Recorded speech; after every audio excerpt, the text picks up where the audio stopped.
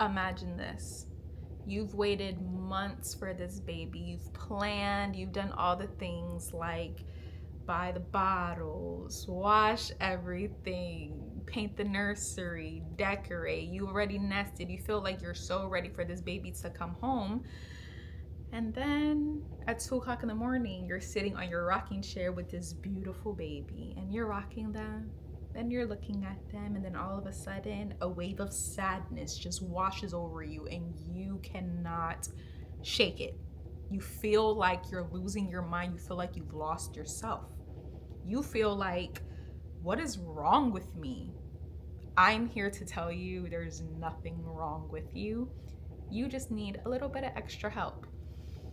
Women are not educated enough about postpartum depression. They are not educated enough about postpartum mental health as a whole. It takes so many things in order for a woman to feel like herself again after having a baby, and it's completely normal. I am here because I feel like there is a gap in care, and I personally experienced it with both of my children. Yes, I have two children. I had them years apart, and I thought with my first, it's a one-time thing. I learned from it. Next time I'll do better. But that mental health, it just don't play, okay? It came back, and it came back differently the second time. I was actually angry the second time. I wasn't sad. So I feel like we need to be educated more, ladies. Like, we would be better mothers, we would be better partners if we just had extra education on our mental health. And not only us, our partners too, because we need that extra support. And I feel like it's very important to be educated. That's why I'm here. My name is Destiny Love, but you guys can call me Nurse Love. And I want to be like your big sis when it comes to postpartum mental health. While I have not clinically worked with mothers experiencing postpartum mental health problems, I am dedicated to doing the research and giving y'all all of the information that you need. I'm not here to replace your doctor. I'm not here to replace your therapist. I'm simply here to educate and help women that really need it. I was even scrolling on YouTube to just basically get a feel of not my competition, but basically what other nurses have been putting out about it. And the pickings are so slim. We need this. This is very important. And that is why I am here. Not only will I be touching on postpartum depression, I will also be giving you guys little tips and tricks for those babies, because sometimes it feels like they're working against us and not with us, and I hate that for us. I really just want to tell my story. I actually have two. So one has to do with my son. When I had him, I was a brand new mom, okay? I didn't even think that I even wanted kids, but here he comes, okay? I'm so excited. I got everything ready for this boy. He had like a billion clothes, and his nursery was so beautiful. It was blue, dinosaurs everywhere. It was gorgeous. And I had a traumatic birth experience. Oh my goodness. It was literally at the start of COVID. Okay, you could only have one person with you, and I chose my grandma, because she's basically like my mom, and we always want our mommies when we're in pain. So I go to the hospital with my grandma. Everything's good. They check the baby, they send me upstairs, all the things. The nurse is monitoring me upstairs, and she doesn't like how my contractions are looking, I guess. And she also realized that my water was not popped all the way. So she goes in there with a hook with her finger, I really don't remember, and she popped my water, which was fine. I didn't feel anything. But then all of a sudden, she looks at the monitor and she's like, oh my God. And then all of a sudden, all these nurses rush in, and I'm like, what the freak just happened? Like, I swear to you, the room was like this big and it was filled with nurses. They were rolling me over, they were stabbing me with needles and everything. And I was just like, whoa.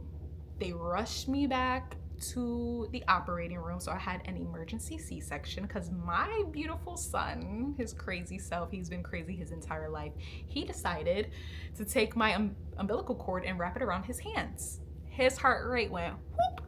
My heart rate went whoop. And that's how I wound up in the operating room when I thought I was going to have a vaginal delivery. And my anxiety was through the roof. So much so that as soon as they pulled him out and they showed me him, I said, oh my God, my heart hurts. And the nurse anesthesiologist was like, oop, she knocked me out.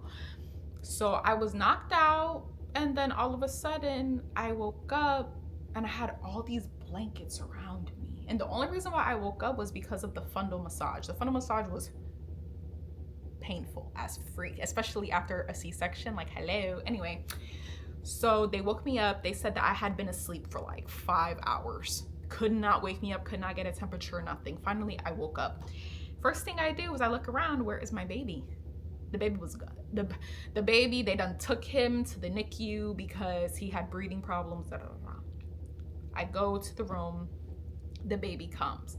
My stay at the hospital was not bad. I recovered pretty quickly, but I just recall one night. Matter of fact, I'm jumping ahead. I recall the night that I came home from the hospital, I had a dream. I had a dream that I was feeding my newborn baby and he fell out of my hands. I jumped out of my sleep, and that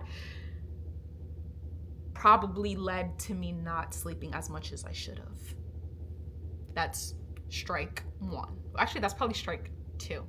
So then the following day, I had my appointment with the pediatrician for my newborn. So I bring him in. I'm tired. I've been up all night trying to breastfeed. It's my very first time. I know nothing about it. And we go to the doctor, and the doctor gives me almost a heart attack because they check my baby's weight and he lost an entire pound in a matter of like 2 days.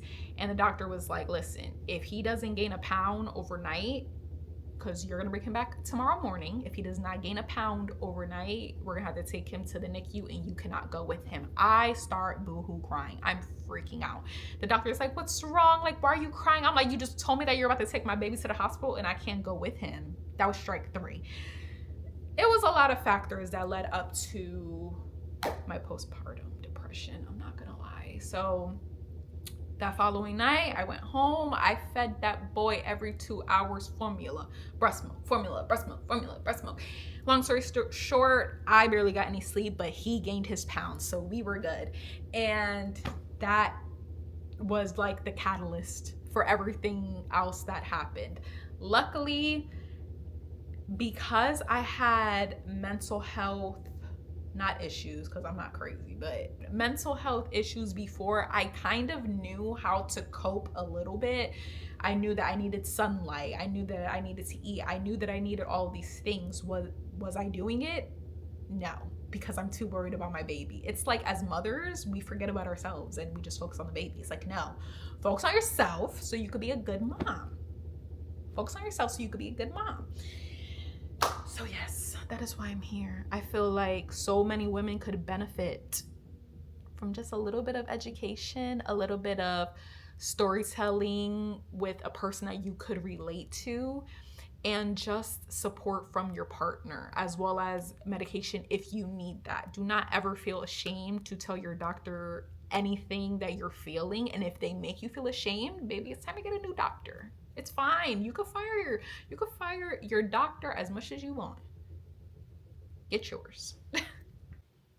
So my expectations of motherhood drastically, like, it was completely different from how motherhood actually is. When you bring that baby home and you are exhausted and you look around, well, if you are a single mom like I was at that time, you look around and there's no one there to help you, and you figure everything out with that baby.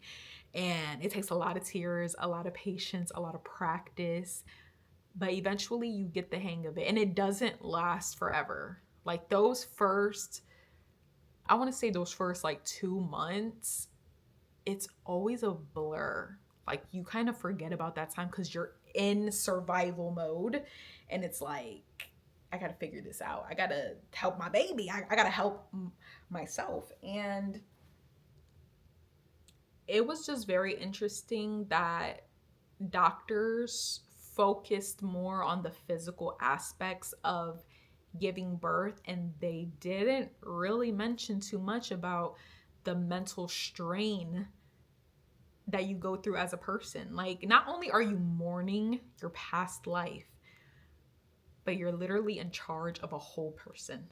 And it's kind of scary, especially when you're not sleeping and you're not eating. Hi, my name is Destiny Love, but you guys can call me Nurse Love. I want to be your big sis. I want to help you with all things postpartum. I want you to know that you are not alone, and I want you to know that you are worth paying attention to, that you are worth caring about, and that you're gonna have to take some time for yourself. Give that baby to grandma, to dad, to auntie, to whoever. This is for you. Yes, I will be giving tips and tricks about babies and caring for babies, but the meat and potatoes of this channel is for mama. I care about moms. I want to see more moms prosper. And where that starts at is our mental health, specifically postpartum mental health.